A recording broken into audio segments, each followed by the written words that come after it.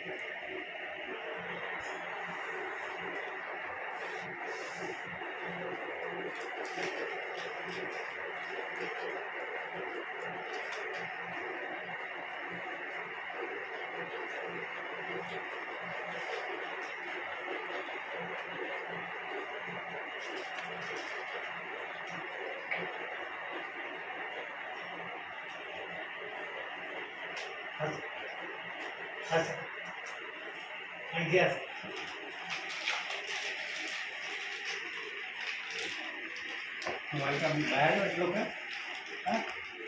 का फादर समझ ले नहीं ये बाहर नहीं हो समझ में का तीन तीन पहले नौकरी हो रहा है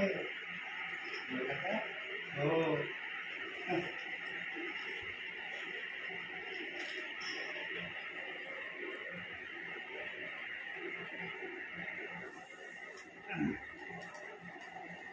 तुम्ही आता मला बाहेर म्हणताना मी थोडंसं ऐकून घ्या मला ऐकून घ्या काय ते हां मी बाहेर नाही रे बाबांनो एक वेळा काय झालं माझी बुडी आणि मी दोघे बसलो माझी बुडी काय म्हणते मला का म्हणतो ते आता आपलं आयुष्य गेलं पोराचं लग्न झालं हां त्याने आपापल्या बायका शोधल्या लग्न झालं आता हे पोरं होईल मग आपलं काम काय पोराने खेळवलं नाही का हो बरोबर आहे आता आपल्याला काही चिंता नाही अरे तीन तीन पोरं आहे हो तो अगदी बरोबर आहे ना तीन पोरं आहे काही चिंता नाही ठीक आहे काय हरकत नाही काय आता एक वेळ काय झालं सुट्टीचा दिवस होता आता आम्ही असंच गुडागुडी आता गोष्टीकडे बसलो होतो तर आले कोण काय बाबा काय चाललं अरे गोळ्या गुलाबीनं बोलायला लागली बसा बसा तसं काय येणं की तर बाबा नाही म्हणे आता सुट्टी आहे चला बाबाशी बोला छान छान छान बस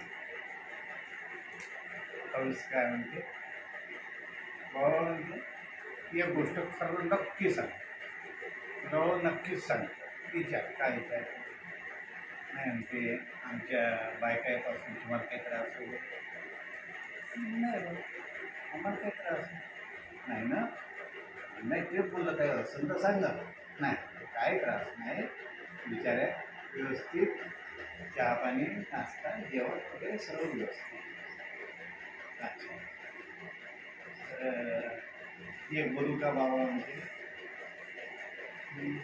काहीतरी यायच्या पोटात आहे म्हणलं पोरांचं व्यवस्थित एवढ्या गुलाबीनं गोळी गुलाबीनं बोलून राहिले बोल नाही रे बाबा बोल नाही म्हणजे आता काय तुमचे हातपाय टचले आणि हातपाय टचल्यामुळं आता काही सांगता येत नाही जर तुमची व्यवस्था चांगली आहे ना आमच्या बाहेरपासून काय त्रास नाही म्हणून तर आमच्या तिघांचं असं म्हणणं होतं तेव्हा एकदाचं नावावर आमच्या करून दिलं तुमच्या डोळ्यासमोर म्हणजे आमची भांडणं नाही होणार नाही तर आम्ही भांडत बसू अच्छा असं होय बरं विचार करून सांगा ठीक आहे सांगा बाबा तुम्हाला जसं वाटेल जेव्हा वाटेल तेव्हा सांगा ठीक आहे पोरं उठून चालली गेली माझी म्हणते का हो?